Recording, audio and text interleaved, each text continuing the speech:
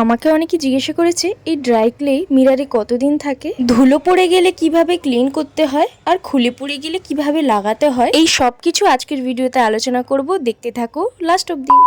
Hello guys, welcome back to my another short blog. আমি এই dry clay মিরারে লাগিয়েছি 1 মাস হয়ে গেছে।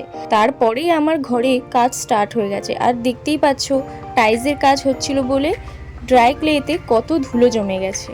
আর ঘরের কাজে আমার ড্রেসিং টেবিলটা একটু নাড়াচাড়া হয়েছিল বলে ফুলের পাপড়ি 2-3টে পাতা খুলে পড়েছিল। তাতে কোনো সমস্যা নেই, ফেভিকল তো আছেই, একটু লাগিয়ে জাস্ট একটু প্রেস করে দিলেই হয়ে যাবে। তারপর আসি ধুলো পড়ে যাওয়া এই ফুল পাতার উপরে। তোমরা দেখতে পাচ্ছ আমি এখানে কলিং ইউজ করছি, যেহেতু আমি মিররটাকেও ক্লিন করছি।